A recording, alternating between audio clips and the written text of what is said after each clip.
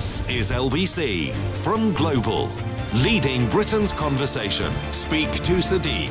The Mayor of London, Sadiq Khan, takes your calls. Good morning. It's 3 minutes after 10, and as the man just said, it is Speak to Sadiq this morning, which it was a revolutionary moment in the history of radio, because today Sadiq Khan has in front of him an iPad upon which the identity and location of the queuing callers will be revealed. In previous years, weeks, months, I have scribbled the name, often illegibly, on small pieces of paper. Honestly, they could put a man on the moon, on small pieces of paper and handed them to Sadiq Khan, who has done his best to decipher and therefore read them.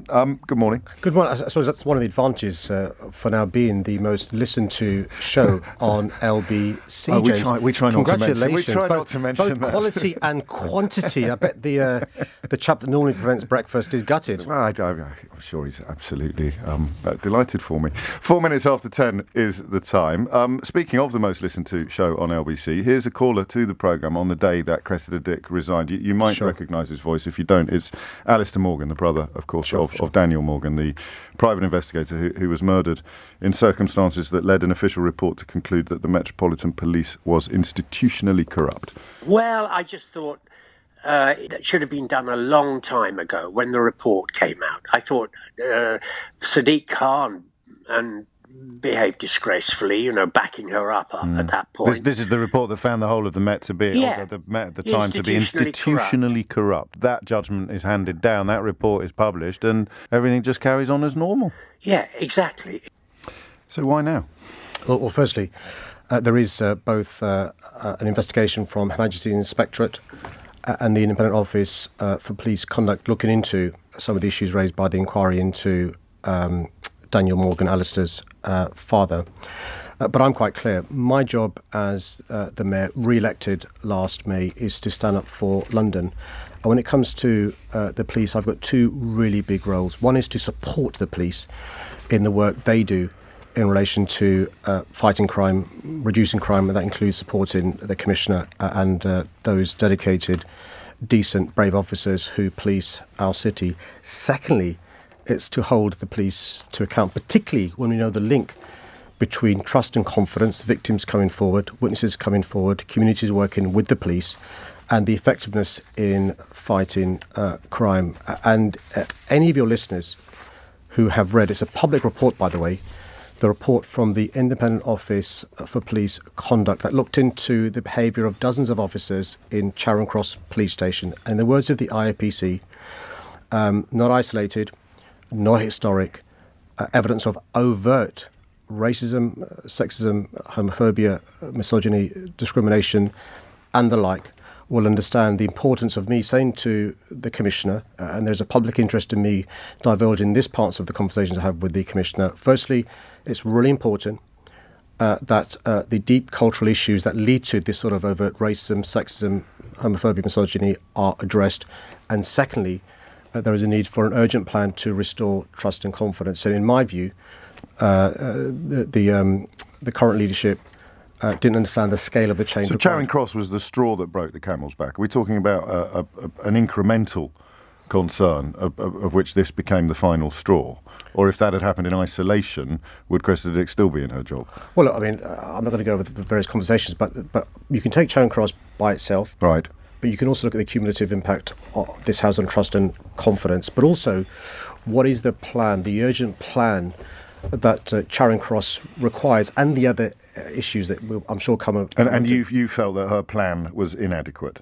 To address both the issues that I've talked about for the last few days and weeks. The Times reports this morning that you demanded she sack rogue officers at this police station or face personal suspension. They also point out that that is not a power that either you nor her have. You can't suspend her and she can't fire these officers. So Matthew Thompson, my colleague, tweeted this morning, the Times says Sadiq Khan asked Cressida Dick to sack Charing Cross officers. She couldn't and resigned, but if the Mayor of London doesn't understand that the process for sacking officers is independent of chief constables, well, that's a bit of a problem. And I don't know whether you're aware of this, but about 15 minutes ago, the Met Police Task Force, which is a blue-tick Twitter account, retweeted Matthew Thompson's criticisms under the phrase exactly this. Let me deal with both those issues. Firstly, and it pains me to say this, but Matthew Thompson is wrong. and I'm afraid your summary of the Times report and the Times report is inaccurate. My summary is correct. No, the Times report might be inaccurate. Absolutely. Your summary of yes. you summarised the article, Okay. And the article is not right. That isn't the position. But I'm not going to hide my anger and disgust at these officers. There's a second issue in relation to... So you didn't. I mean, what you're disputing is that you didn't say sack these officers or go. No, I didn't, and I'm well aware of the. She's told regulations, people that you did. What? As far as I can tell, several sources have said that Dick spoke of the threat during a video call on Friday morning when she explained her departure to more than 100 senior Met officers. She spoke of how Khan was furious about the Charing Cross case, in which officers joked about rape, domestic violence and killing black children. The Mayor was particularly angry that 9 officers remained in the force, with 2 having been promoted. Dick said she explained it was an independent process by the police watchdog and that several of the officers were charged with lower-level disciplinary offences, which meant they could not be dismissed. Some of that is accurate. Right. I was angered and disgusted by what a number of Metropolitan Police officers, serving officers, said. I was concerned about the impact on trust and confidence. It is not the case that the Commissioner was given an ultimatum to sack them or she would be sacked. But it's worth making this point. When you have Met Police accounts,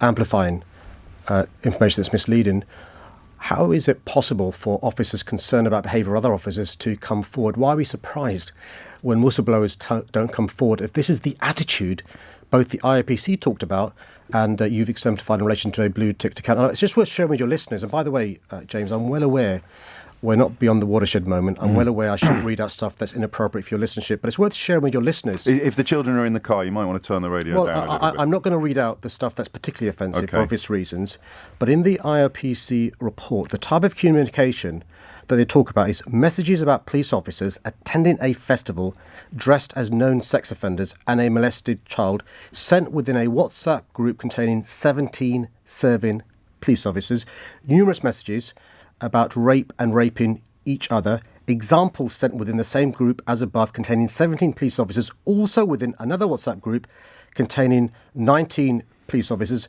homophobic comments such as speech marks, gay, Y 5 times, you effing gay, effing is my words, not the reports, and F you bender, again, F you are my words. Another example of an officer sent a message saying, and I quote, "I would happily rape you. If I was single, I would actually hate F you." Speech marks, "If I was single, I would happily chloroform you." Words that are clearly overtly misogynistic, racist, so forth. I'll give you an example. Speech marks, "My dad kidnapped some African children and used them to make food." I'll give you another one. Speech marks, "Some uniform or plain clothes work on Somalian rats.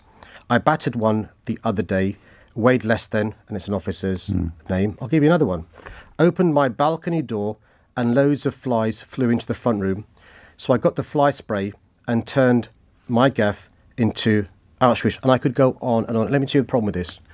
I grew up in the 70s and 1980s, and we often, growing up in South London, heard about officers that were racist and misogynistic. And when I grew up, I crossed over the road when I saw a police officer because I didn't want the hassle. And I remember the words of my dad, which is, don't look an officer in the eye, don't get involved with a police officer. And it's always yes, sir, no, sir. And the Met Police has changed. There are so many decent, dedicated, brave officers, but there's got to be an acknowledgement that there are deep cultural issues. We're not talking about unconscious bias. We're not talking about unwitting prejudice. We're talking about overt racism, sexism, misogyny, homophobia, discrimination, and the like. I'll tell you why it's important. I've spoken to victims of the most serious crimes, rape, sexual abuse, being knifed. Victims are not coming forward because they don't trust the police. I've spoken to witnesses who've witnessed serious crime, not coming forward, and I've spoken to community groups not willing to work with the police when it comes to dealing with knife crime. So trust and confidence is crucial, not just in of itself, but in our ability to fight crime. And that's why it's so important to address the 2 issues I did raise with the Commissioner, which is 1, what are your urgent plans to address the cultural issues, to root out this overt racism, sexism, misogyny, homophobia, and the like? And secondly, what are your urgent plans to restore the trust and confidence in Londoners that's been shadowed. That's my job as the mayor. What were they? Well, the Commissioner wrote to me last Friday. I thought we would continue the conversation because those plans in that letter weren't enough. Then before we could meet last Thursday, the Commissioner resigned.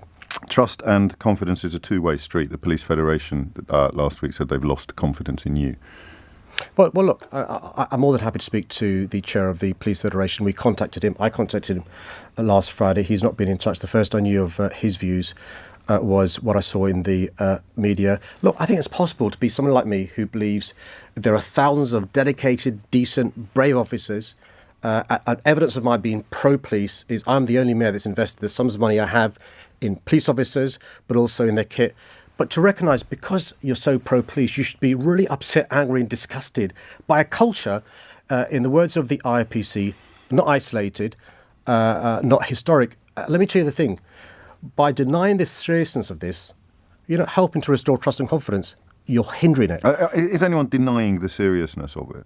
Well, I think if you explicitly, if you talk about wrong uns, quote unquote, or a few rotten apples, you don't understand what the IPC highlighted. And by the way, no, but it explicitly said these are not rotten apples. But are you? I mean, who exactly are you accusing of denying the severity of these offences? Well, I think the current leadership clearly hasn't got a plan to address the deep cultural issues because they don't take it as seriously as you do. Right, there are three parts of an equation in any leadership when it comes to addressing a serious issue. One is you acknowledge there's a serious issue. Two is you've got a plan to address the serious issue. And three, you implement the plan.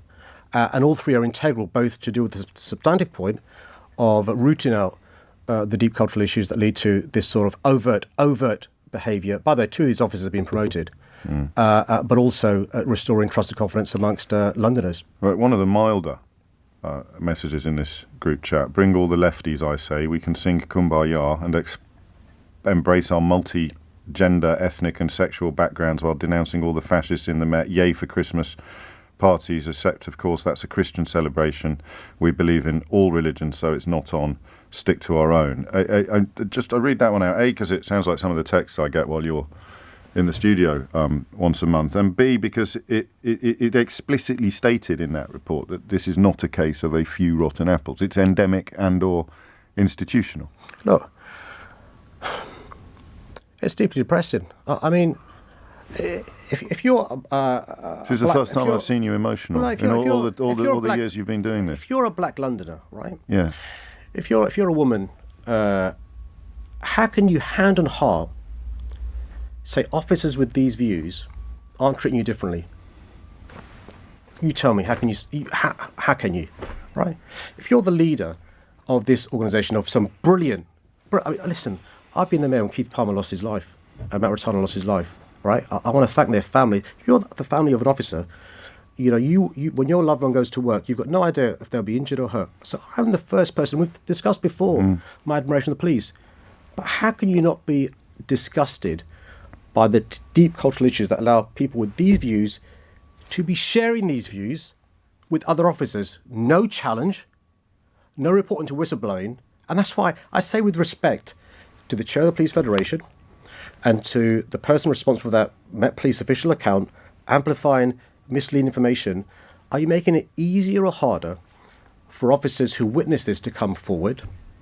Are you making it more likely or less likely that Londoners will have their trust and confidence restored in the police service? And this is a police service that I admire, but there are deep cultural issues where you've got a situation where overtly people are using this sort of language. I see this, you know, of course, James, is personal to me. I'm a person of colour, right?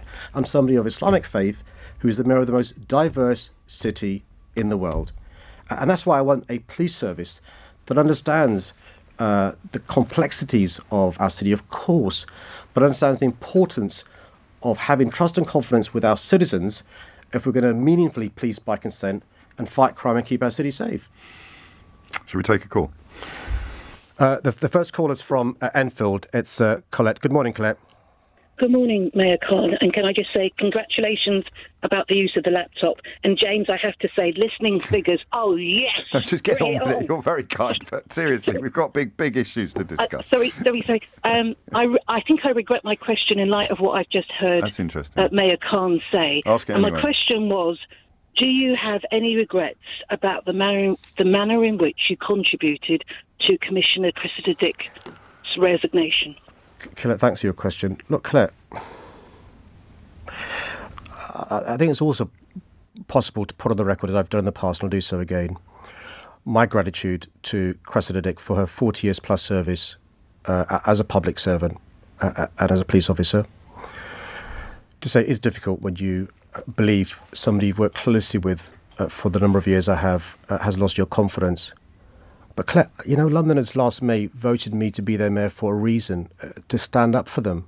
And that's not to be the most popular guy in the room, but sometimes make tough decisions. And Claire, I on a daily basis, a number of times a day, meet brilliant officers, but also meet Londoners who haven't got confidence in sufficient numbers with the police to come forward and report crime when they've been the victim, to support the prosecution of an offence, or to work with the police in a number of issues they need to be doing so. And Claire, it's because we need this partnership between the police and communities that is so important that you address the failings that have been identified not by just one IRPC report, not isolated, not historic, by a number of things. James alluded to them at the intro. You speak, Colette, as I've had to, with Mina Smallman. You read some of the stuff on the WhatsApp groups of another police officer called Wayne Cousins. These aren't isolated. These aren't historic. These are deep cultural issues that demand changing. Some comments we've received from police officers since the resignation. One, and we've checked the sort of self-identification, a gay female officer with over a decade of service in the Met. Cressida was the best commissioner we've had. The Met is not perfect. There are things that need to change, but she was tackling it. It was working. Female detective with over a decade of service. Cressida was a trailblazer. I'm gutted. As a female officer, you felt the change when she became commissioner. I know things have happened on her watch, but I can say as a frontline female officer, I felt nothing but positive benefits and changes from Cressida being the commissioner. And finally, a former Met chief superintendent of 30 years total service got in touch with the programme. I worked for Dame Cressida Dick. She was making a cultural difference. You knee-jerked to public opinion to favour the opinion of a loud minority so as to be seen as fixing the issue. Changing a well-respected commissioner is not the answer. Well, I respect all those views and all those police officers and former police officers who currently are serving that great city or in the past have. And I take those on board. But I had to make a judgment call in relation to the Police and Crime Commissioner and my confidence in the plan or lack thereof in relation to its urgency and its breadth. There are two big issues we have to do. One is to address the deep cultural issues that leads to this sort of overt racism, sexism, homophobia, misogyny and the like. And secondly, an urgent plan that requires implementing in relation to restoring trust and confidence. And all three of those, I'm sure, fine human beings can't escape from the reality that trust and confidence in our police service and in the Commissioner has plummeted in recent months and years. And if Londoners continue to have less trust and confidence in the police service, don't be surprised if they don't come forward when they're the victim, when they're a witness, or when they're a leader of a community in relation to partnership working with the police. You speak of people coming forward, and this is, again, I've confirmed the source. This is from a high-ranked officer. It's just got in touch with me personally, saying perhaps it's worth highlighting the fact that many officers are unlikely to speak out openly in support of the Mayor and the fact that the Met needed change at the top. Some are embarrassed by some of the current love-ins on social media of Cressida Dick and criticism of the democratically elected Mayor. We should also reflect upon the fact that he is our first Asian Mayor and what that means for our diverse communities. Police leadership can sometimes forget that we are there for the public, not ourselves. It's what's best for the public that matters, and change was needed. I just offer that as balance to the comments. Just to say those, thank you for that. But the three other police officers who we've been inundated, my office, with police officers contacting me and us, whistleblowing on some of the bad behaviour, and also, recognising the importance of the change required at the top. But it's not a tit for tat, because I recognise, and I've paid tribute to the public service the Commissioner has done, but also I recognise we've got tens of thousands, I say this genuinely and sincerely, of dedicated, decent, brave police officers. Should we take another call? The second caller is also from North London. It's Lindsay from Barnet. Good morning. Good morning. You, as the London Mayor, have publicly declared that you have no trust or faith in the Met Police when they have been acting under your jurisdiction as Mayor and under the vision you set out in your London plan, which states your strategic direction of policing in London. Cressida Dick has now resigned. Why haven't you? Aren't you just as culpable, if not more so, than the Met Police? Well, thanks, Lindsay. And thanks also for reading my police and crime plan. Very few Londoners do. I've not said, by the way, I've not got trust and confidence in the Met Police Service. That's not what I've said. It's in relation to the leadership recognising the scale of the change required. And Lindsay, I did reapply for my job last May, and I say this with humility, but also with pride. Never before has a sitting mayor received as many votes as I did, and I stand by my record. And one of my jobs as the mayor in standing up for London is not just to support the police in relation to fighting crime, support the police, unlike previous mayors, in relation to record numbers of police officers joining the police service, giving them the right kit they need, but also holding them to account. That's one of the roles of the Police and Crime Commissioner. That's one of the reasons why I took the decision I did over the course of the last few days and weeks. Is it optimal to have the appointment of the next commissioner in the hands of a woman who's been found to be a bully by an independent inquiry, and was, given that we're talking about diversity and social change, was publicly comfortable with football fans booing footballers taking the knee? Well, look, I mean, the legislation is quite clear that the Home Secretary appoints the commissioner. The good news is that legislation also says, with due regard to the Mayor of London, and I've got no doubt the Home Secretary will be incredibly professional when it comes to recruiting the... but you could end up with a commissioner less concerned about the things you're talking about today than Cressida Dick was. Yeah, one of the things I've got to say to Londoners is, I will not support the appointment of the next commissioner if I don't have confidence that he or she understands the importance of addressing these deep cultural issues. Do you sit on an interview panel or anything like that? Yes, the way it works is there's a long listing process, and not just British police officers, but the law was changed to allow officers from Australia, Canada, New Zealand and America to apply.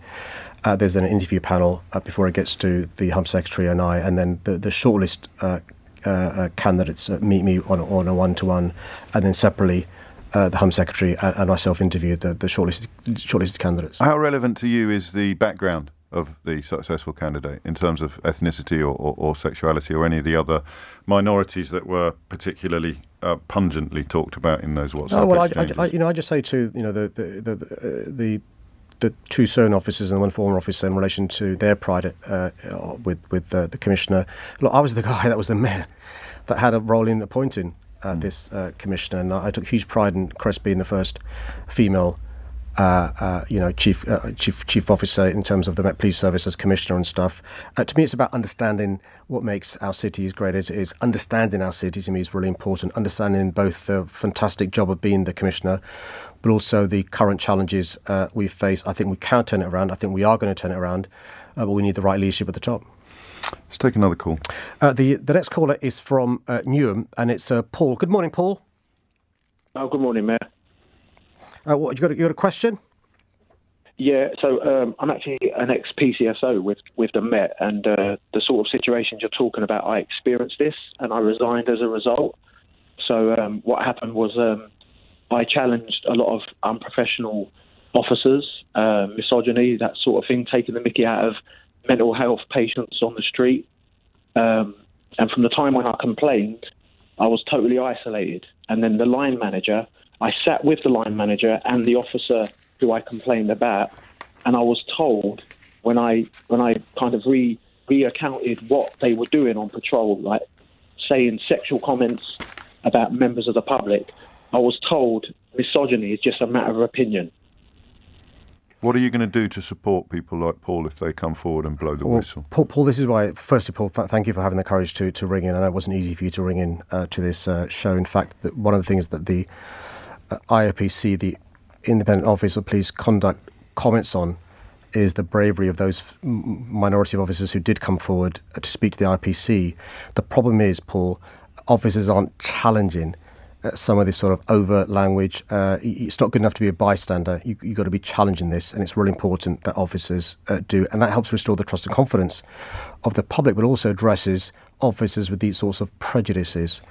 One of the things Paul will be doing in relation to the next commissioner is making sure he or she understands the importance of an environment where people like you, the new generation of Pauls, have the confidence to challenge these sorts of behaviour. And I make this point again with in a polite, courteous way.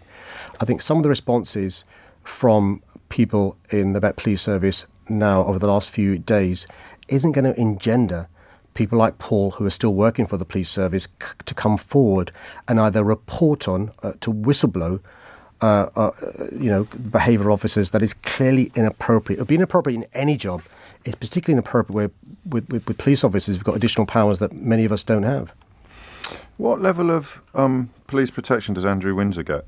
And does it change at all, given the events of this week? Yeah, I don't know. It's the Home Secretary decides on police protection issues, both my police protection, hers, and Andrew Windsor's. What happens is, without getting into specifics, there is a general risk assessment, then there is a specific risk assessment. I just simply don't know in relation to Andrew. Speaking of policing matters, Keir Starmer is reported to have received death threats referencing Jimmy Savile after Boris Johnson referenced Jimmy Savile fallaciously in the House of Commons. I know there's been some comment in the media that death threats don't matter or that they're not a big deal. How do you respond to that story? Honestly, I mean, just speak to Brendan Cox or speak to Sir David Emmons' family in relation to the consequences of this thing, in relation to threats leading to action being taken, or speak to Stephen Timms, who managed to survive the stabbings he received. These aren't trivial, these are serious. And I make this point in relation to the Prime Minister's conduct, amplifying right-wing conspiracy theories not only mainstreams it, not only normalises it, it gives succour to some of these people on the fringes to become bolder. And also, what it does is it deliberately muddies the water. It's a dead cat that serves two purposes. One is the more we repeat these slurs and these lies, the more it becomes normalised and people start believing it. But secondly, it distracts from the really serious issue about the Prime Minister who makes the rules breaking the rules. And that was the clear tactic from Boris Johnson. But the consequence is Keir Starmer is receiving death threats. The consequence is, I'm sure that his protection has been reviewed, and we know that it's been taken seriously. And I tell you this, I've not spoken to Keir's wife Vic or his family and stuff or his friends, but just think about the distress it's causing them, knowing that every day Keir Starmer goes to work, even when he's at home, he's at risk, and there's a link, I'm afraid, between the death threats he's received and the language used by the Prime Minister. And we can't escape that. There's a cause and effect. Speaking of the Prime Minister, it's reported today the Cabinet Office have asked the Met not to publish any photographs that may have come up in their investigations into the numerous Downing Street parties. Who has the heft in that exchange? Well, there's two issues here. One is what the Cabinet Office doesn't do, and that's an issue for the government in relation to Cabinet Office publishing photographs and all the rest of it. In relation to any police prosecution, what normally happens in relation to police prosecutions, because we believe in open justice, is things become public. So we believe in open trials. There are very few trials that are held in secret, very, very, very few. And so open justice leads to greater public confidence. And I think we're going to be very careful about an impression being given that there's a inverted commas cover-up, or one rule for the Prime Minister and his colleagues, mates, so forth, and one rule for the rest of us. And that's why, I'd say to those who are involved in the prosecution and those in the Cabinet Office, you should be doing your job without fear or favour. And let's not change the rules because of the request from the Prime Minister or a perception of consequences if you don't. But you can't insist that the pictures are are released? No, I've got no locus in relation to, and by the way, for a good reason. Okay. Just think how inappropriate it'd be for me, a Labour mayor, getting involved in operational matters where a Conservative politician is being investigated. There are some countries around the world where the police do have their arms twisted in relation to operational issues. I think it's right, by the way, our system, where I've got no influence in relation to whether the police do investigate Boris Johnson, what's published and so forth. And I've always, as the mayor, been cognizant of the importance of me understanding which side of the line I should be on. You have to go. You've got a speech to deliver. It's quite an important one. Yeah, well, today, James, I know you've been a friend and an ally of Rosamond Kesey Deborah for a number of years. For those of your listeners that don't know, Rosamond is this amazing woman whose poor daughter Ella lost her life in 2013. And the coroner who held an inquest for the first time in the history of this country as one of the causes had air pollution caused, in fact, by toxicity from vehicles. What we're doing today is we've got the likes of Professor Chris Whitty, Professor Stephen Holgate, some of the world's leading experts, but also national government, regional government, local government, Rosamond and many others coming together to work upon what we can do to raise awareness of the consequences of air pollution, but also to take action to make sure people are more aware when the air is bad, air quality alerts, what we can do to make sure health professionals take better care of their patients and so forth. A good example of an ordinary Londoner doing extraordinary things caused by the tragedy of losing her daughter. And you better go off and meet them. Thank you. Sadiq Khan, many thanks indeed. Stay safe. 10:34 is the time. Speak to Sadiq returns next month. Thomas Watts is here now with your headlines. London's mayor has denied issuing an ultimatum to the Metropolitan Police Commissioner before she resigned. Speaking to LBC, Sadiq Khan's rejected reports. He told Dame Cressida Dick to sack rogue officers or face suspension herself. Kiev has accused Russian-backed rebels in eastern Ukraine of firing shells at a preschool. It follows warnings by